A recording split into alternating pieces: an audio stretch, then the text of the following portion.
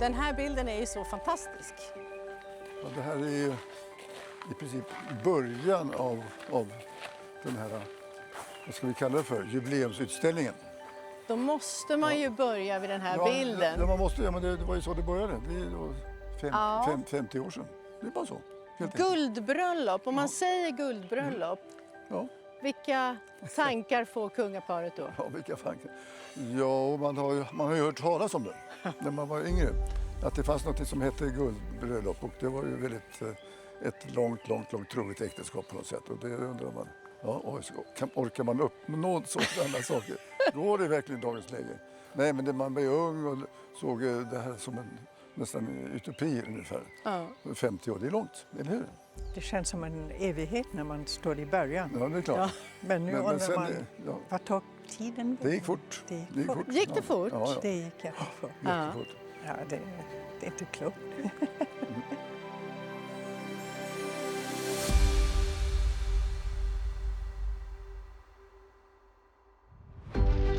Idag var det pressen som fick möta de nyförlovade och folkets vägnar. När vi cirka 200 journalister och fotografer arbetade i omgångar för att få plats. Hur gick det till när ni träffades första gången? Ja, det var i München på Olympiaden 72. Det var någonting som sa, som man alltid säger, klick. Och sen dess har det sagt klick hela tiden. Härmed tillkännagives lysning till äktenskap mellan Karl den 16 Gustav, Sveriges konung, och Silvia Renate Sommerlath.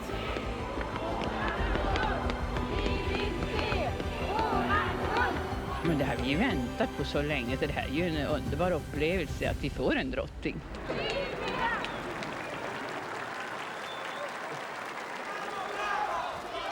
Och för första gången som drottning så vinkar Silvia till fotograferna. Det var ju ett sagobröllop, måste man ju ändå säga. Det var fint. Ja, vad minns kungaparet från den här 19 juni? Jag tror att för de flesta som har gift sig tror det är svårt att berätta exakt vad som hänt. Ja. Om det inte någonting gick sådär kolossalt fel. Det kommer man ihåg kanske. Det enda jag kommer ihåg det var ju innan bröllopet. Det var då som var problem. När vi skulle till operan på kvällen. Vad det står i programmet är helt enkelt galasoaré på Kungliga Teatern med anledning av Hans Majestät Karl den 16 Gustavs förmäljning med fröken Silvia Sommerlath fredagen den 18 juni klockan 18. Kungen har gett sig av. Gustav den V's gamla Daimler svänger in för stora trappan. Och det hade blivit något slags missförstånd i och med att drottningen då bodde ju i andra delen på slottet i Stockholm och jag bodde i en annan del. Så var det på den tiden. Mycket välkomna till en mycket ovanlig kväll. För det här är helt enkelt ett överraskningsparty. Jag åkte till operan och när man kom fram till operan så var det var inte där. Och jag trodde det skulle komma med någon annan bil men det fanns ju ingen. Det var ju kvar på andra sidan av slottet, det är ju stort. Ja. Nej, och hade aldrig varit där tidigare så det var inte så lätt att veta vart man skulle gå någonstans. Kungen tar några steg tillbaka för att invänta den andra bilen. Den kungliga tidstabellen tycks vara förskjuten av någon anledning som vi i ögonblicket inte känner till. Ja, du hade försvunnit. Ja, nej, men jag trodde att det var uppgjort och det skulle komma med en annan bil men det tydligen inte. Det skulle inte komma samtidigt nämligen. Men då åkte den bilen snabbt som katten tillbaka till slottet och hämtade upp drottningen. Och det var ju då som Svan, och han pratade. Det finns så mycket saker som man skulle kunna tala om här så att det är väldigt svårt att veta vilken ände man ska börja egentligen. Och han pratade. Det tog ju ytterligare, vad var det? 5-10. 20 minuter. Innan drottningen var på plats. Ja, just det.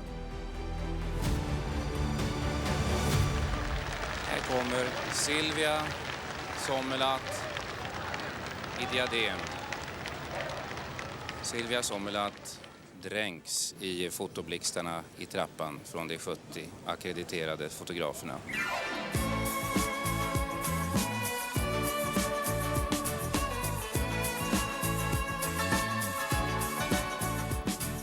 Det kommer jag ihåg, det kändes lite kymigt. För det fungerade inte riktigt perfekt. Nej, hur är det annars, kungen? Kungen vill att det ska vara som man har bestämt. Annars brukar det mesta fungera bra. Ja. Ja. Absolut. Men Men sen- det går ju inte, allt kan inte bara liksom gå på lösa boliner. Det måste vara, så ska det vara. Så ska det vara. Ja, det tyckte jag också. Jag var ju där jag skulle vara.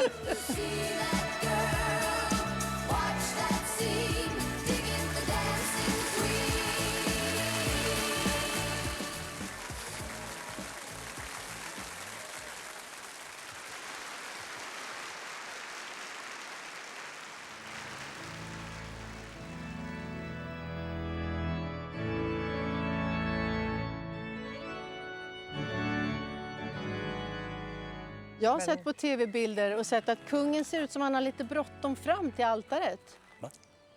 Kungen puttar lite på brudnäbbet. Minns kungen? Nej, då, Ja, men det kommer jag ihåg. Gör drottningen det? Jag kommer ihåg nästan varje steg. Och då tyckte du att banan gick för långsamt. Och jag tyckte det var fint att han ville fort till altaret. Det var ju man kan se det från olika sätt. Ja, nej, jag vet inte. Men jag måste säga, när jag gick in i kyrkan och så mycket folk, så många människor. Och jag såg dem och tyckte det var fantastiskt fint. Men det enda jag tänkte hela tiden det var Carl Gustaf Folke Hubertus. Att det var en kombination som jag inte var van vid. Carl Gustaf, okej, men Folke Hubertus. Så hela vägen fram hade jag det i minnet. Carl Gustaf Folke Hubertus. Ja, Silvia Renate Sommerlund. Fader dig, Carl Gustaf Folke Hubertus. Fader dig, Carl Gustaf Folke Hubertus. Nu till min äkta man. Till min äkta man. Att älska dig i nöd och lust. Att älska dig i nöd och lust. Och till ett vårdtecken. Och till ett vårdtecken. Mottager jag denna ring.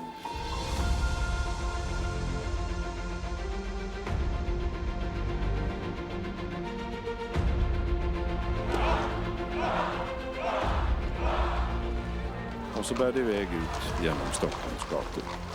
Men det var ju en fantastisk dag den här dagen. Och sen så blev det kortege för kungaparet runt i Stockholm och möttes av varenda stockholmare måste ha varit ute den dagen. Det var fantastiskt mycket folk. Det var nästan så mycket som nu vid kungens 80-årsdag. Full med fina människor, det måste jag säga. Hur var det att mötas av den kärleken då från folket? Ja, överväldigande förstås. Det var så mycket vänlighet och värme. Det var bara fint, jättefint. Och så har man kommit fram till Skeppsholmen. Och här stannar vagnen. Den hela vägen så har man kastat blommor in på kortegevägen. Ibland har man till och med träffat vagnen. Och här är återigen en röd matta utrullad. Den här mattan leder ner till kungaslupen Vasaorden. Och med den ska vår nya drottning Silvia och kungen återvända över Stockholms ström till slottet.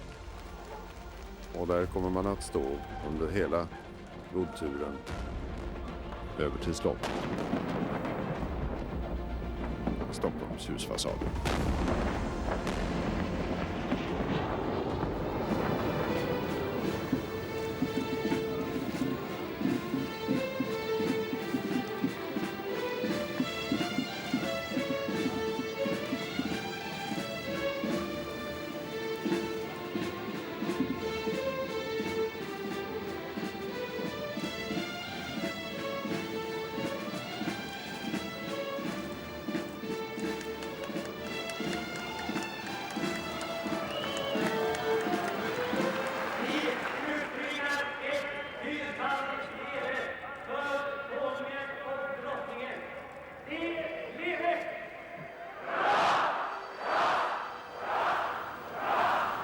Någon som vet om det hörs?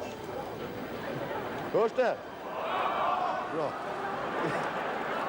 Nu vill min hustru, Sveriges nya drottning, och jag tacka er allesammans för att ni har velat komma hit så många idag och göra den här dagen så minnesrik och så glädjefylld. Vi känner en stor värme som strålar mot oss och vi känner det är alldeles underbart. Jag talar för min fru.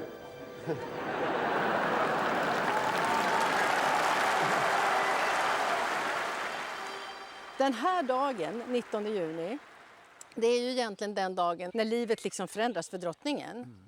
Från att ha haft ett privat liv och privat roll så blir drottningen drottning och får ett officiellt liv. Hur var det?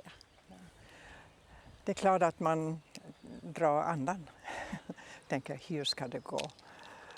Men ändå tänkte jag, det enda jag kan göra är det bästa jag kan göra.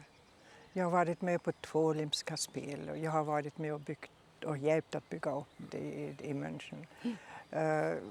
Så en viss erfarenhet hade jag, men det är klart, det kan man inte jämföra. Det är så annorlunda. Men tack och lov, det var ju prinsessan Kristina fanns ju, så berömda Nene Björnberg som var ett stort stöd och hjälp. Och inte minst drottning Ingrid som var min mentor. Och när jag hade frågor då sa hon, jag återkommer. Och då gjorde hon det.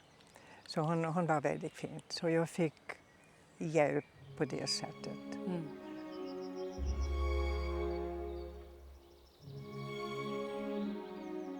Det är ju välkänt att det sa klick.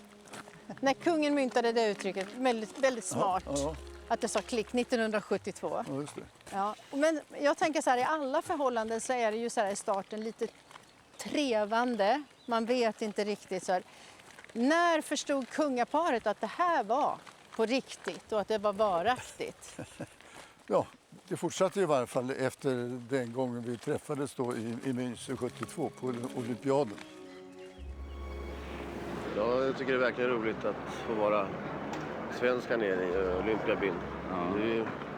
Det har gått verkligen bra för oss i öppningsskedet. Ja, det är verkligen en överraskning här. Det var någon som sa att nu går vi alla omkring och mår som en prins. Men det tycker jag vi kan göra. Ja. Och då var ju faktiskt prins Bertil var ju med där också samtidigt, kommer jag ihåg.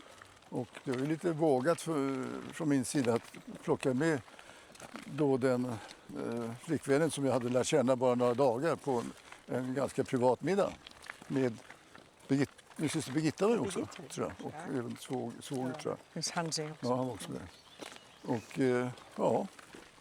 Och det blev en väldigt uppsluppen och ganska trevlig middag, kommer jag ihåg.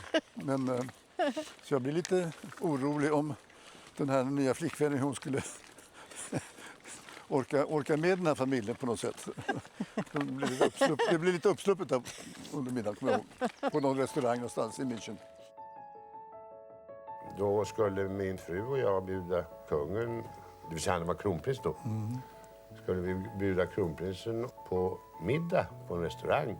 Och då kom den nuvarande kungen alltså fram till mig och sa, kan jag få bjuda en flicka med mig? Han sa, du får bjuda vem du vill. Hon är välkommen. Och det var denna värdinna och det var Silvia.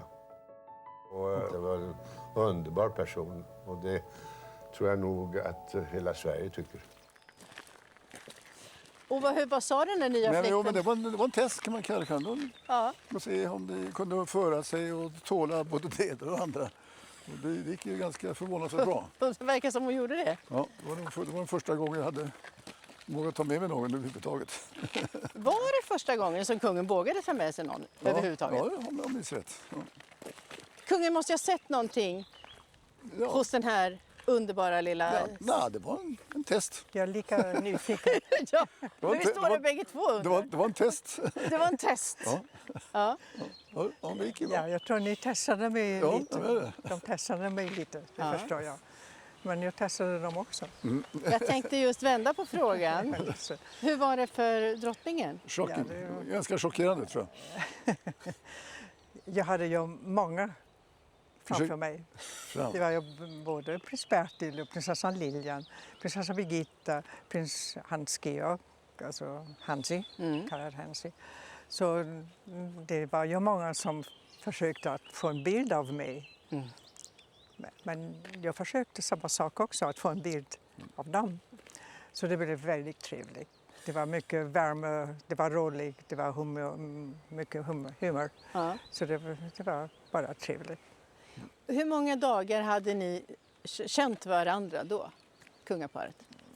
Ja, det var några dagar efter öppnandet av olympiska spel. Alltså det var 2-3 dagar. Och det var ju... det blev så. Ja. Det blev så. Det var ju bra. Och det var ju chocking att kungen vågade be mig att följa med till en familjemiddag. Ja. Så det var både fint men också... Vad betyder det nu? Och hur tänkte drottningen då? Vad betyder det här nu? Hur gick tankarna jag tyckte då? det var fint, det var underbart, det var trevligt. Så jag kände inte att det var att de testade mig på det sättet. Jag kände bara att det var vänligt och fint. Men trots allt, hur tänkte drottningen kring att dejta? Det var ju ändå en kronprins vi pratade om. Ja, couldn't be better. Ja, det kunde... Couldn't be better, heter det. Ja. Och sen då så var det ju, det här förhållandet var ju lite, det var inte officiellt.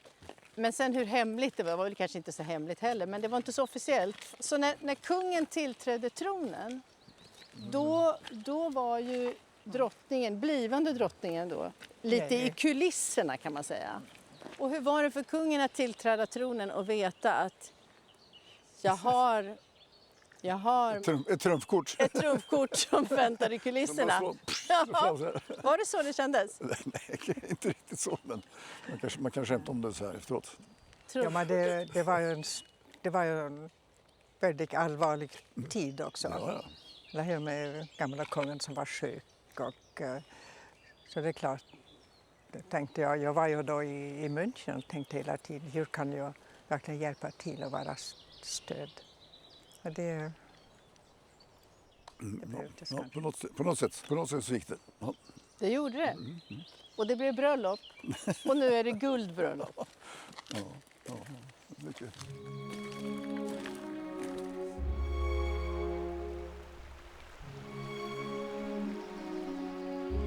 Bekantskapen med Sverige skedde med början under de Eriksgator som kungaparet gjorde runt om i landet. Efter mer än 10 år hade Sverige en drottning igen och kungen ett ovärderligt stöd och en partner i ett arbete som fick allt större spännvidd.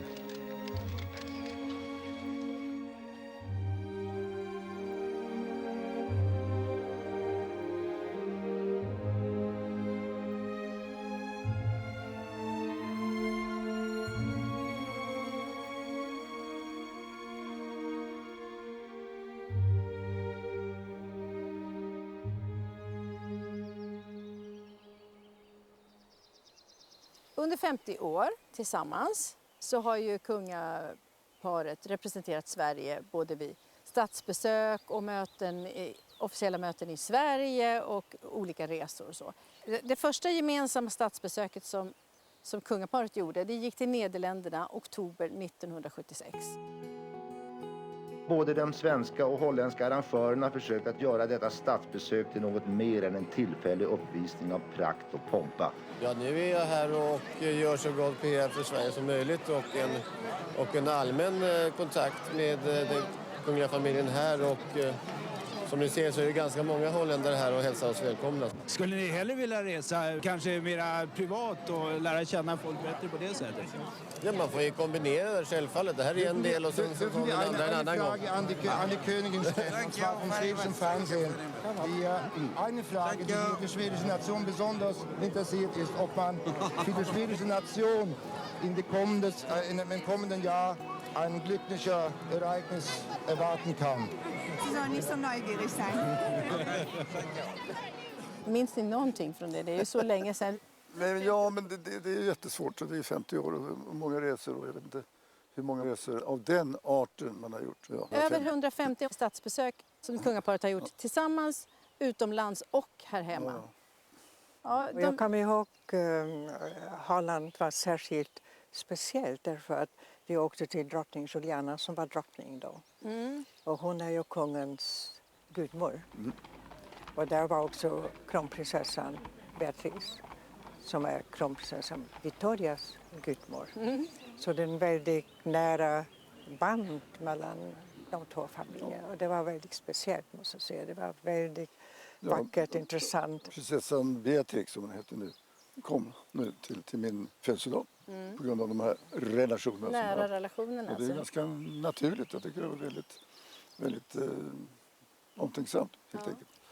Men av alla dessa statsbesök som kungaparet har gjort, är det något som sticker ut, som ni särskilt minns under de här åren? Ja, det beror på vad man ska... Allt kan man inte berätta. Jag kan berätta något. Nej, jo, men det ska ändå vara det som går att berätta.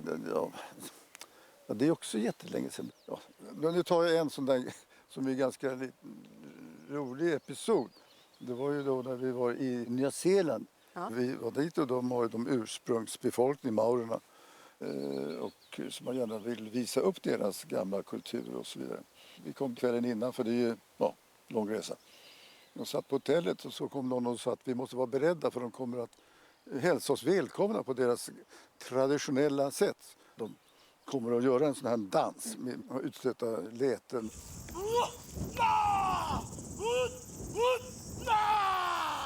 I gamla tider så skulle de här olika byarna testa varandra, vem som var starkast eller vem blev räddast först. Man skrämmer varandra lite grann. Ja, lite grann över tanken. Men också att se vem som är fiende. Ja, just det, lite grann. Och då skulle tanken vara då att vi skulle hitta motsvarande agerande. Och vi satt under en middag och undrade vad sjuttsiken ska hitta på. Och så kom jag på, men vi kan göra det här i alla fall, det kan vi ju alla. Vi går över dagstänkta berg. Om man då gör det lite sådär, vi går över dagstänkta berg. Så började de oj då. För vi kan inte... We would like to sing a song for you. A song about the lovely nature. Vajata. Vi går över dagstänkta berg, faller av, som lånat av smaragderna sin färg, faller av. Och sorger har vi inga, våra glada liv så klingar när vi går. Vad fick det för effekt undrar jag? Jag minns inte vad det fick för effekt, men det var en intressant besök i varje fall. Ja. För mycket endemiska växter och så. De har en enorm ormbunke här för mig, som bara växer där, som är jättestor. Här för mig.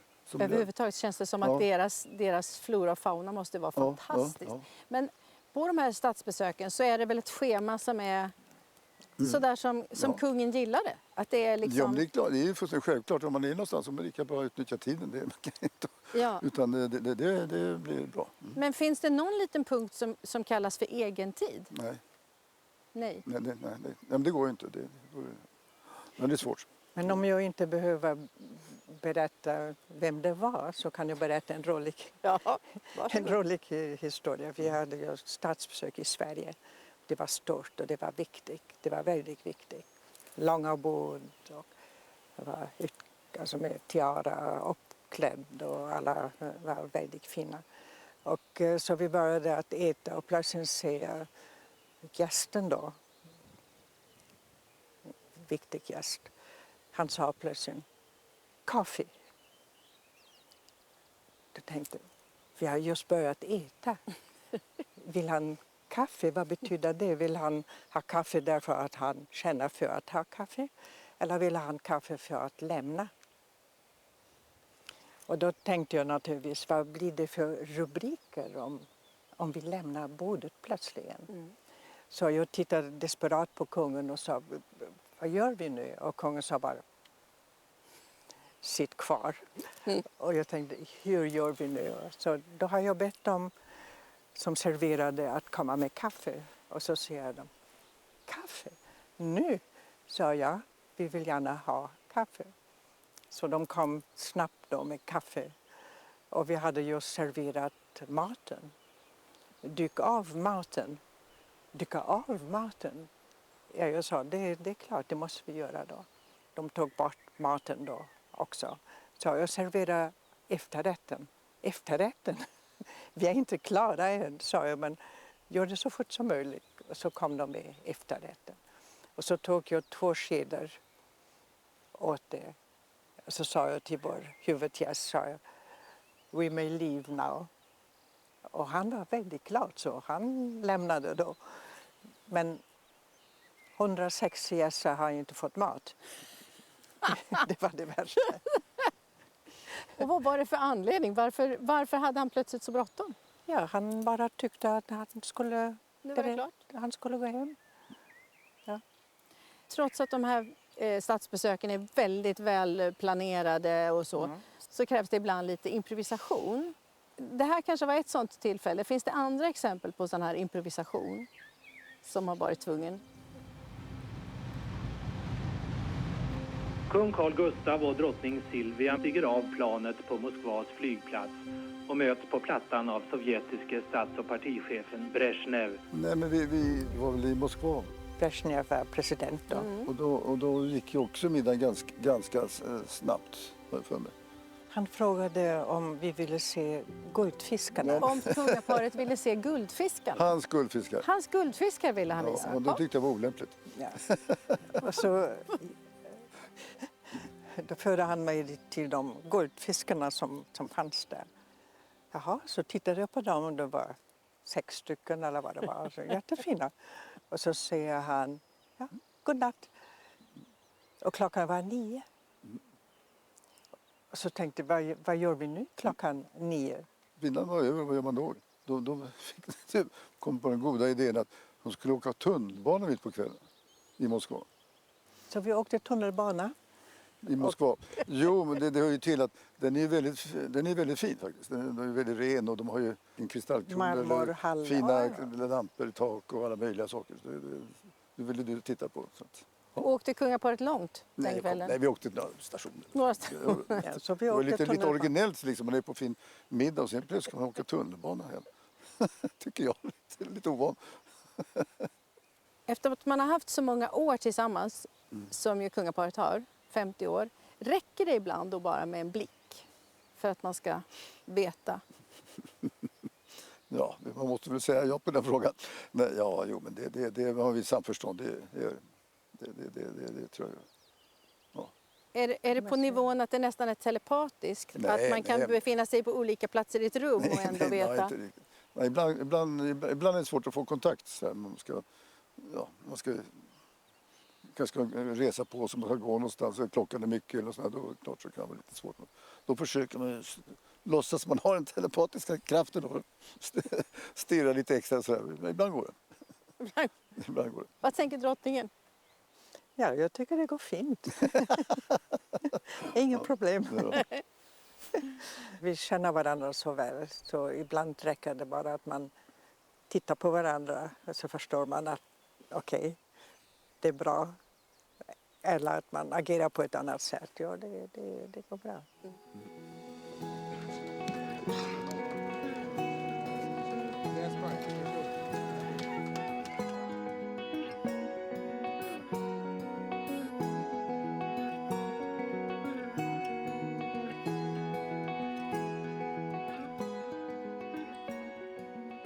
När kungaparet kommer hem från en resa och landar på Drottningholm eller kanske landar här, vad är då känslan när man liksom kommer tillbaka till sitt hem eller vad ska jag säga? Ja, nej, men det är väl ungefär samma som alla familjer har. Det är skönt att komma hem helt enkelt. Där har man alla sina grejer tillgängligt och så vidare. Man vet vad man kan ta vägen och så vidare på ett bra sätt. Men det är skönt, det känns bra. Och framförallt om det har varit ett lyckosamt resa och det har fungerat alla tidsmässigt eller alla samtal eller något sånt där, då känns det ju väldigt stor tillfredsställelse. Det är mycket som ska klaffa från båda parter. Det är en värld förstås. Och sen kan det vara 2 olika kulturer också, eller hur, som man kommer till. Och där kan det ju skilja sig lite grann, att man missförstår varandra lite grann. Så att, när känner man att ett statsbesök har varit lyckat? När ingenting har gått fel. Jo, men man känner liksom på något sätt. Ångeborna gick man ur huset för att hylla kungaparet. Och Noraborna, de gick man ur huset för att titta på kungaparet. Kungaparet som idag kom på besök till Kalix.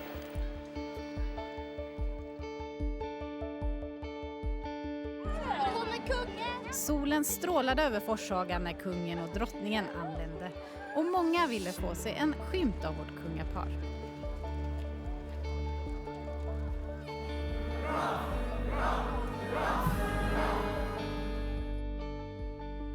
Finns det några besök i Sverige som sticker ut så där lite extra som ni har minnen kring? Oj. Vi har hållit på i 50 år här nu och reser runt. Upp och ner, fram och tillbaka. Så vi har besökt de flesta platserna i Sverige, alla kommuner och så vidare. Det är inte meningen att man ska sitta på sitt kontor hela tiden. Utan man skulle gärna vilja vara ute och kanske vara lite mer... vara ute och uppleva Sverige. Och det finns otroligt mycket fantastisk verksamhet runt omkring i Sverige och många människor som gör fantastiska insatser överallt. Men det är inte så länge sedan som du lovade att vi skulle besöka alla län. Och då gjorde vi. Vi besökte alla län och det var fantastiskt intressant att vi har ju besökt dem tidigare men nu försökte de att hitta någonting som var speciellt för deras län. Och det var väldigt roligt.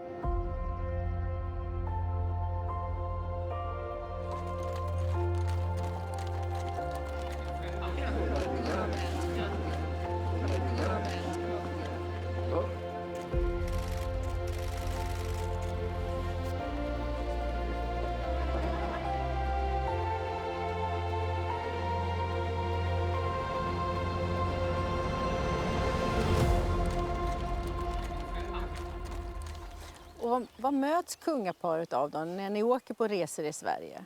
Vad får ni för mottagande? Jo, men världarna vill alltid visa det som de är stolta över. Och vi får ju ofta se de bra resultaten och utvecklingen i Sverige.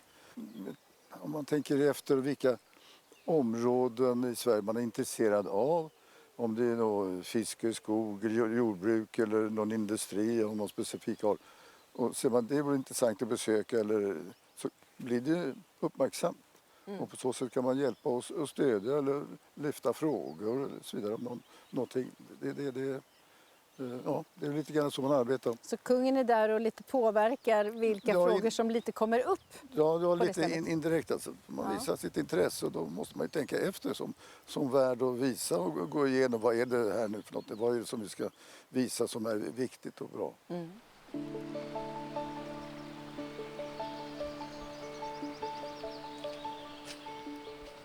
Vi ska gå ner och titta på lite fler bilder. Det finns en privat bild på en väldigt avslappnad kung som jag måste få titta på. Ja, den här var väl så fin. Svåger Tor Magnusson här. Är det inte härligt? Den är ju underbar. Kronprinsessan Victoria och så är det Oscar. Så är Oscar, Magnusson, Och båda är ju födda 77. Just det, just det. Det är den gamla. Är det här en vanlig scen? Jag tror den var väldigt uppgjord. Regisserad. Men det ser så väldigt skönt ut. Kungen har kronprinsessan på bröstet. Vi ska gå vidare för vi har ju andra bilder här nere. Jag tror vi går vidare. Ja, det är det vi gör. Där ser jag en guldduva. Kan det stämma?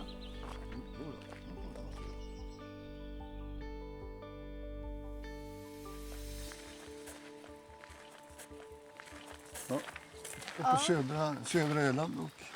Alltså det här är det snyggaste paret jag har sett på länge. Det är vilken film är det här?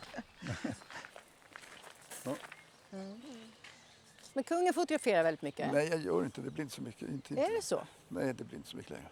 Men du tar fina bilder. Nej, men det blir inte så mycket. Och varför blir det inte det då? Ja, det frågar jag mig inte. För det står inte på listan. Nej, men jag har gått omkring i den här parken och tagit alla vinklar. Jag kan inte hitta på några fler vinklar. Men kungen gör ju så många resor. Följer kameran med på resorna? Nej, då kan man inte göra det. Det kan man inte? Nej, inte officiella resor, det går inte. Privata kanske. Men... Vi går vidare. Vi ska titta lite på bilderna som kommer. Ja, men jag är med på alla bilder här så jag kan inte ta bilder. Ja, kungen är nog med på alla bilder. Det här är en fin bild på familjen. Ja, och det var det förra sommaren i somras? Nej, för 2 år sedan. Nej, de är jättesmå. Det är Oscar, han är ju pytteliten. 2018, det är faktiskt före pandemin. Före pandemin, det går fort. Ja, det går fort. Så. Ja. Det är ett stort gäng. Kungaparet har varit med och välja de här bilderna som visas här, lite grann. Var det svårt? Nej, men vi försökte ju, ja, det är lite dagsblock och vi får olika aktiviteter här. Det var väldigt svårt. Det finns många. Det finns många. 50 års bilder. Men också våra barn hjälpte till. Också. De har ju också tagit väldigt fina bilder själva också. Så det finns med här också. Sen har vi den här, snygga herrn. Som röjer i skog. Har kungen tagit ner det där trädet då? Eller är det bara... Nej, det har jag nog inte gjort. Det var något som har fallit. Men du har röjt hela stället var vattenfallet finns nu. Och då var det väldigt tjock som här. Ja. Och då har kungen plockat och arbetat väldigt hårt. Och sen blev det vattenfall där. Fint. 50 år tillsammans har kungaparet, kung och drottning. Och samtidigt så är ni också man och hustru. Och ni är pappa och mamma med allt vad det innebär. Hur hittar kungaparet balansen mellan alla rollerna?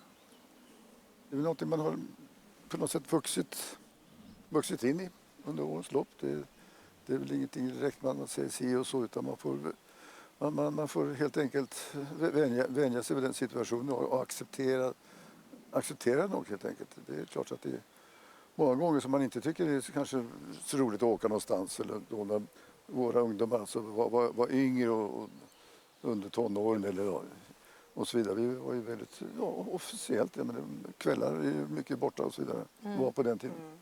Så att det är klart, det var ju inte så roligt. Nej. Jag måste säga, när det gällde den tid när barnen var små, då var det ibland väldigt svårt. Det är riktigt. Alltså, det är många resor, det är så tätt intill. Långa resor också. Jag kommer ihåg en gång när vi var i Kina, tror jag det var 1981. Då hörde jag att Carl Philip var sjuk hemma i Stockholm. Och så tänkte jag måste ringa honom. Men han var ju så pass liten. Så jag försökte att tala med honom. Och han var väldigt ledsen. Och så talade jag med honom. Och så säger han kunde inte riktigt tala än. Så han sa mamma, mamma, mamma. Och gav, ett ord gav han så många nyanser. Som var verkligen fantastiskt fint. Sådana situationer är lite svårt som mamma, men jag är inte ensam med det. Det är många naturligtvis som känner samma sak. Såklart, men jag tänker att med den rollen som kungaparet och det ämbetet som kungaparet har, så har det ju varit väldigt många sådana tillfällen och många resor när man har varit tvungen att lämna barnen hemma. Det har ju alltid haft hjälp hemma som man kunde ta hand, som man visste att man kunde lita på, så att säga. Det gjorde ju att det blev mycket lättare. Det är inte alla som har de möjligheterna. Så det... Men en sak ska man inte glömma. Ett litet barn förstår inte vad betyder det imorgon. När man försöker trösta barn så jag har inte tid idag, men imorgon har jag mycket tid. Ett barn förstår inte det. De har inte samma tidsuppfattning. Ja, eller hur? Det har ju hänt så mycket på 50 år. Sverige har ju förändrats på 50 år, eller hur? Ja, det står inte stilla. Definitivt. Nej, absolut inte.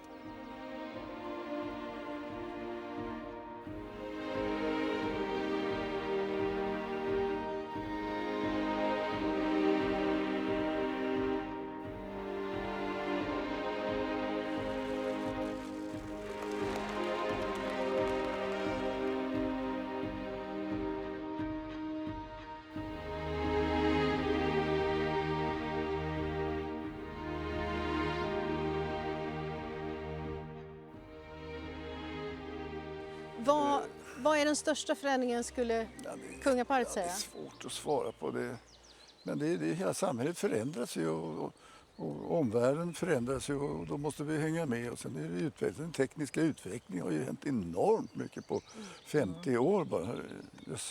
Det är otroligt. På alla nivåer helt enkelt.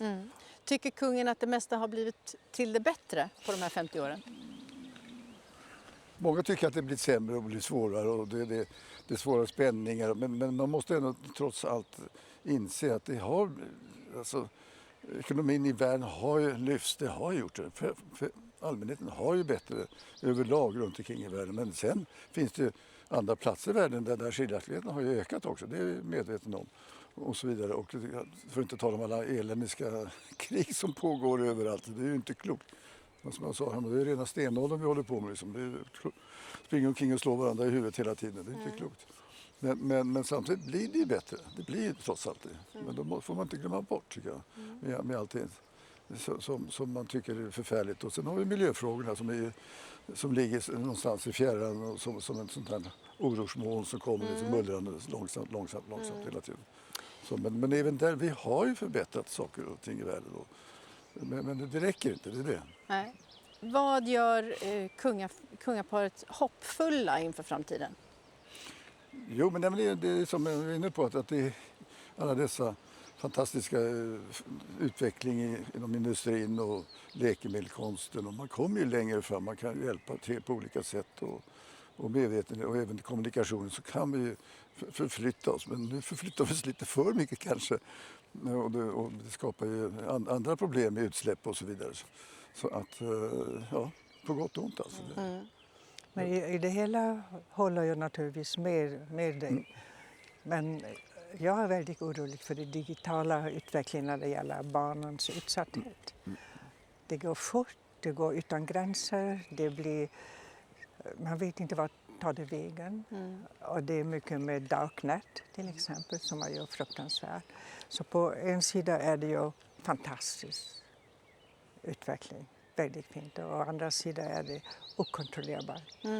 Och tyvärr tror jag att barn far väldigt illa. Och att få stopp på det alla måste hjälpa till, nya lagar, man måste verkligen få tag i det. Så hur skulle drottningen svara på samma fråga då? Har det mesta blivit bättre på de här 50 åren eller har det inte blivit bättre på 50 år? Men det är som kungen sa, att det har blivit bättre när det gäller sjukvården, industriell utveckling, allt det där. Det har blivit mycket bättre, effektivare, snabbare, internationellt också. Men när det gäller barnens utsatthet, det är ju väldigt, väldigt orolig för.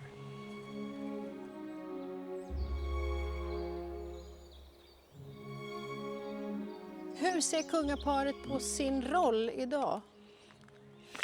Jo, jag tycker ju mer vi ser i Europa och världen kommer närmare varandra och vi har de olika allianserna och så vidare. Och även där tidigare så har jag sagt att Sverige står för Sverige och vår integritet och vi är en demokratisk monarki i Sverige och som vi visar utåt. Och det tycker jag känns även mer viktigare än någonsin att vad Sverige står för och internationellt.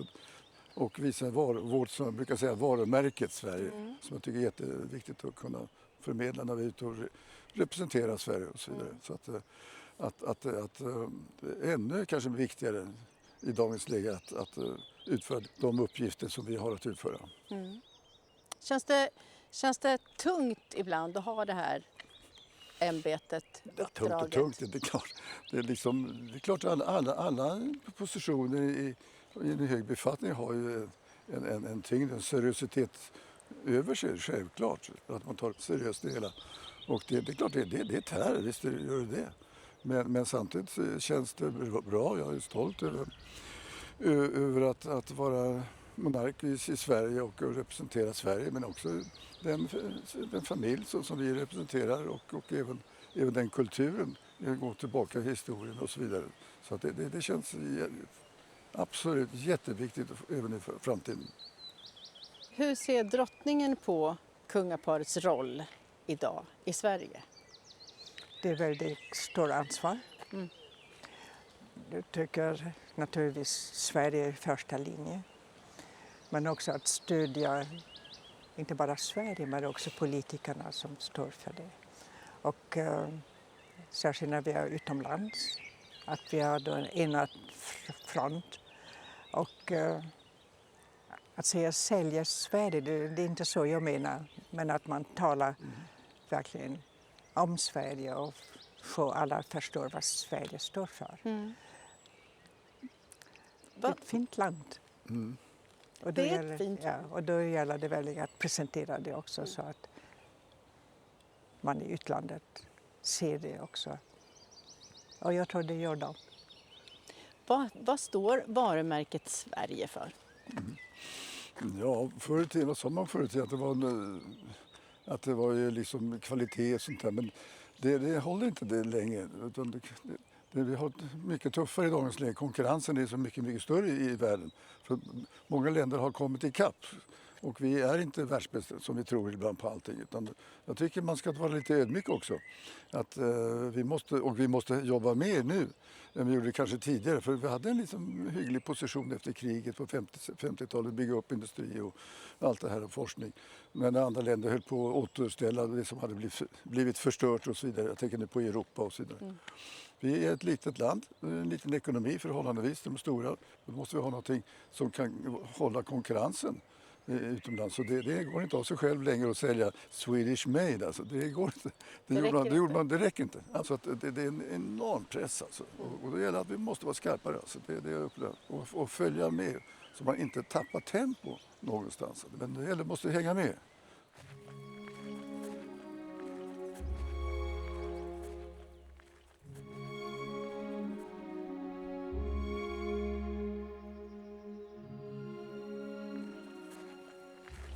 Här har vi några bilder som är väldigt fina, så man måste nästan titta, för här är det ju...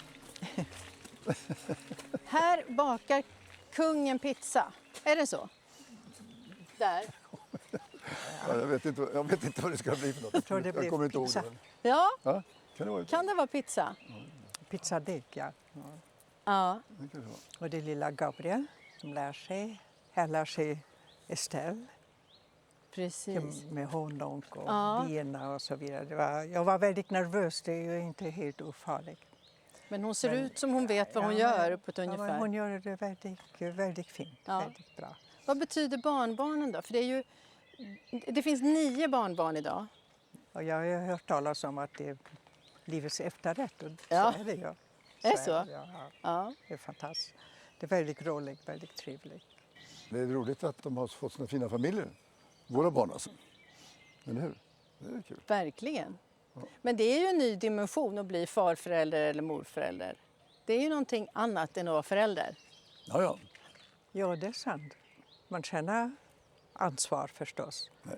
Men ändå, det är lättare. För man kan, på vilket sätt är det lättare? Ja, det är lättare att ha kul med barnen. Man behöver inte vara så pedagogisk hela tiden. Man kan göra olika roliga saker också. Så jag tycker bara, de är ju väldigt påhittiga. De är roliga, trevliga, söta, vänliga.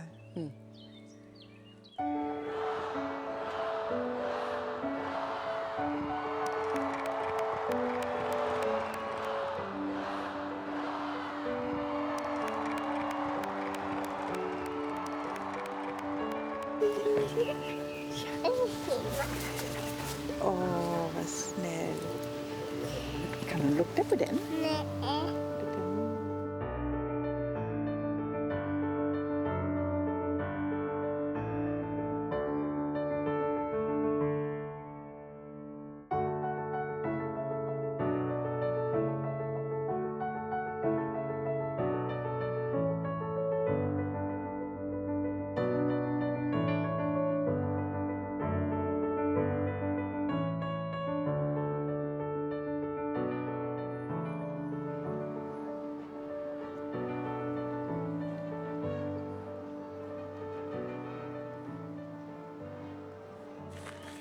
Vi har den sista bilden här nu som jag måste säga att jag är väldigt imponerad av.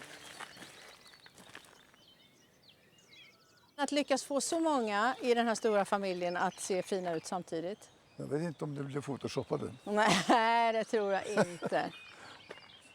Visst är det fint? Väldigt fint. Okay. Men det här är ju också en speciell plats, för den här stugan hade jag aldrig sett förut. Vad är det här för en stuga? Det är ett gammalt litet hus som fanns under Gustav V's tid. Så att det var en familj som bodde där med många barn. Ja, det lär vara flyttat till den platsen så det skulle bli en del i parken. Och sen har han moderniserat det så att säga. Det finns ström och det finns vatten. Så att kungens systrar bakade och lagade mat där och bjöd på en cocktail. Det kallas för lekstugan. Det blev som en lekstuga för mina systrar när de var små. Vilken fin lekstuga. Ja.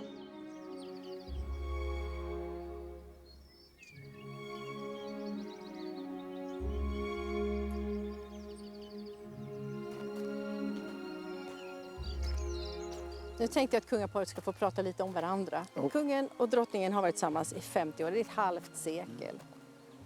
Vad ser drottningen som kungens största styrka?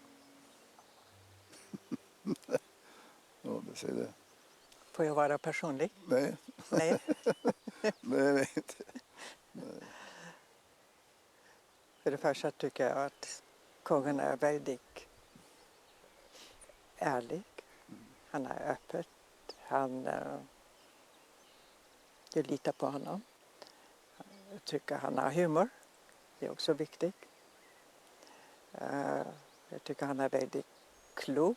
Det finns ju många situationer som är inte helt lätt. Särskilt när det gäller politiska frågor och så vidare. Det är en balans.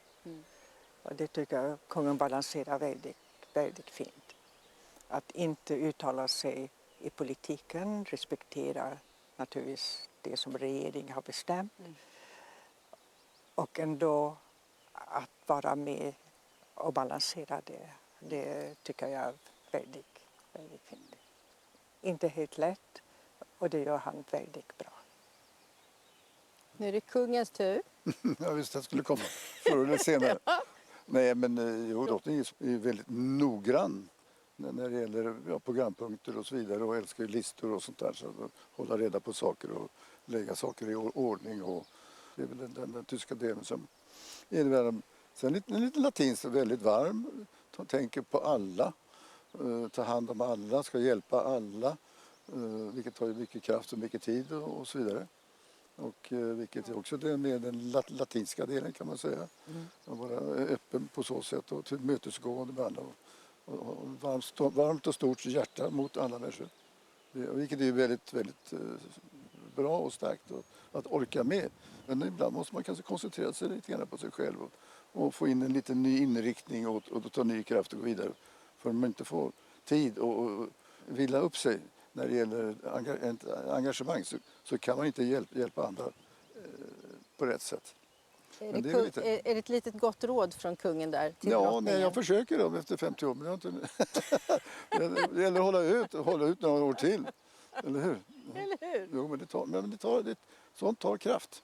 Jag hade också tänkt be er om det finns någon egenskap hos den andra som också kan vara en liten utmaning ibland.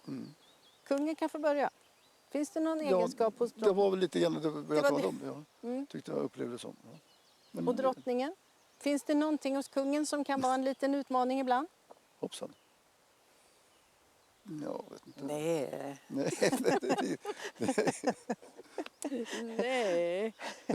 Det finns ingen utmaning. Allt. Hela livet är en utmaning. Egentligen. För man vet aldrig vad som kommer runt hörnan. Och därför så man måste vara beredd på det mesta här i livet. 50 år tillsammans, 50 år är ju en lång tid. Det är ju en lång tid, 50 år. Man bara behöver titta på sig själv och så vet man att 50 år är en lång tid, verkligen. Vad har varit viktigast för att få ett äktenskap att hålla? Jo, men det är väl också det är väl samma sak som det är en familj. Man ska, om man har den lyckan att ha en familj med barn och så vidare, att man håller samman och alla får bli bra harmoni i en familj. Det tycker jag är väldigt viktigt. Vad tänker drottningen? Ja, jag tycker också att det är ju 2 pelare som är så viktiga. Och det är ju Sverige, landet, vad det betyder hur kan man hjälpa? Vad kan vi göra? Och den andra pelaren är familjen. Att hålla samman familjen, att ha kontakt med familjen, att den är nära. Vi försöker alltid ha en söndagslunch eller söndagsmiddag och det är mera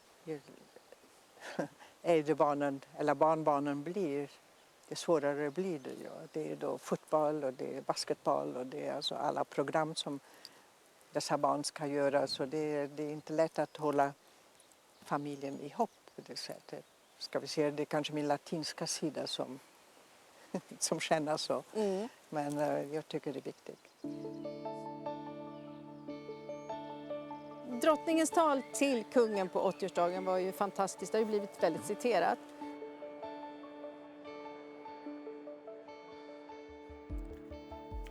När du och jag i vårt gemensamma viktiga uppdrag, du vet, det där uppdraget som aldrig pausar, hastigt växla blickar av förtrolig samförstånd. Ja, då vet jag att det som en gång var alltjämt finns kvar. Ett vi, ett då och ett nu.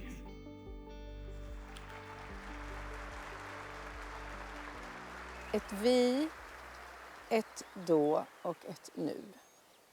Kan drottningen utveckla det? Men så är det ju.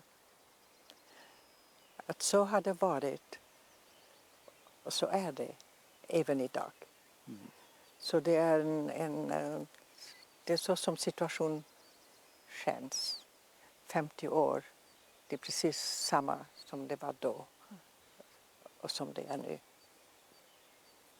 Värmen, förståelse, man kan varandra, tycka om varandra. Och det är även idag. Grattis på guldbröllopet. Ja, tack. 50 år. Ja. Det är bra gjort. Det är bra gjort, eller hur?